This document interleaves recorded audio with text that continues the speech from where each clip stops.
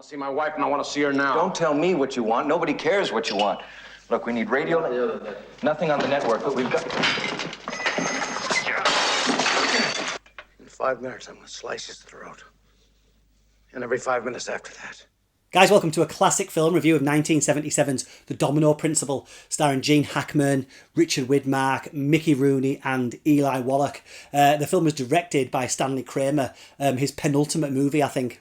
Now, I stumbled upon this movie on TV, and I don't think I'd ever heard of it before, and in looking it up, I realised that there were actually quite a few Gene Hackman movies from the late 70s and well into the 80s, in fact, that I've yet to see. Anyway, I think this is mostly due to their varying quality.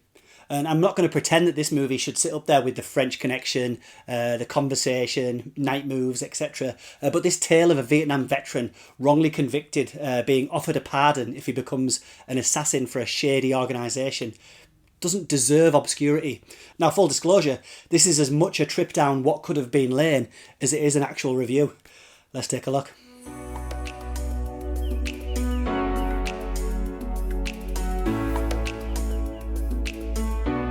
Now, I do have to start this video off by discussing the start of the movie, as it kicks off a pretty bizarre prologue that's awkwardly tacked on in an attempt to tell us how we're all being controlled by forces greater than us and our free will is being manipulated, etc.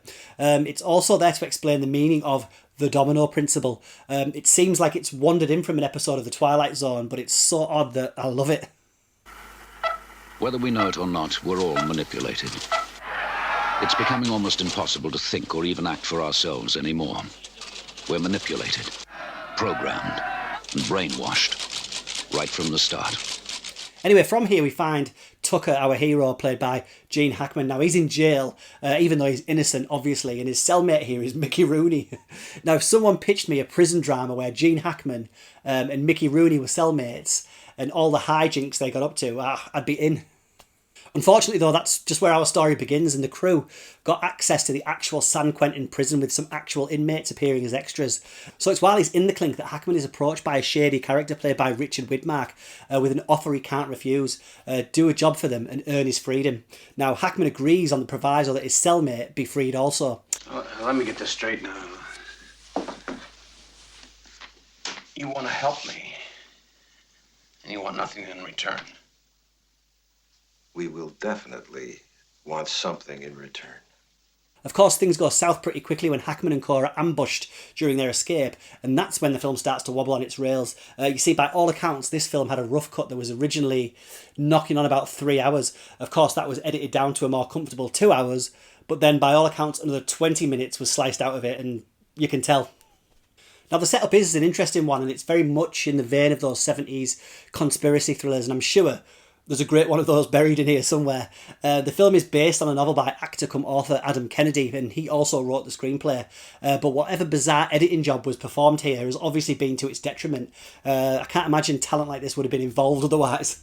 So we have director Stanley Kramer, who's knocked out actual classics in the past, like The Defiant Ones, Judgment at Nuremberg, Guess Who's Coming to Dinner. And of course we have Hackman, Rooney, Widmark, we've got Eli Wallach as a shady general, and Candice Bergman as Hackman's wife, who in all honesty should have been cut from this film because her and Hackman's chemistry is non-existent. When he realises that he is expected to assassinate a political leader, he of course refuses, and the organisation kidnaps her, and you won't really care. I never thought I could feel this good. Neither did I. Now, the Domino Principle never really pays too much attention to either the assassination or on the organisation behind it. And I can see maybe a sliver of a theme of an ordinary man stuck in the middle of a situation much larger than he is. And there is that vibe that not everything is what it seems, but we never really get a good look at the greater web of conspiracy. There are no loose ends. We've covered everything. It's full of loose ends, man. It's dynamite. It's going to blow up in your face. You don't think we're going to let you walk away from this, do you? Now, Hackman, of course, does a great Hackman here. He was a prolific worker in the 70s, apparently taking jobs with the biggest paychecks he could find. And if IMDb is to be believed, he apparently turned down roles in Jaws, One Flew Over the Cuckoo's Nest, Close Encounters of the Third Kind, and Apocalypse Now, just to star in this, which, if that's true, is one of cinema's most astonishing professional decisions. Not exactly. What I said was That was my lawyer's story.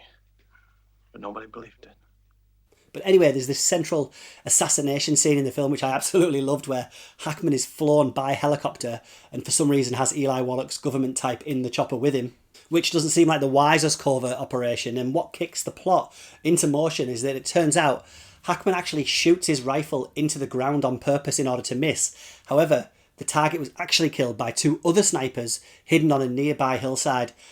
You'll get the gist. Now, I can't say I've organised many political assassinations, but I can't see much of a point in going to the trouble of having Hackman as a patsy if you've already got anonymous snipers ready to pull the trigger.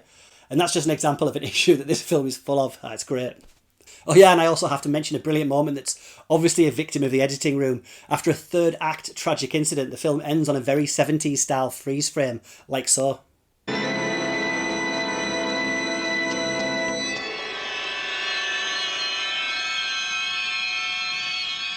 Except that's not the ending of the movie at all. There's still 15 minutes of film left. Now, you won't find many reviews trying to pass these kinds of things off as plus points of a movie, but the Domino Principle is so fun because it constantly teases you with the kind of film that it wants to be, but then leaves you scratching your head at its logic.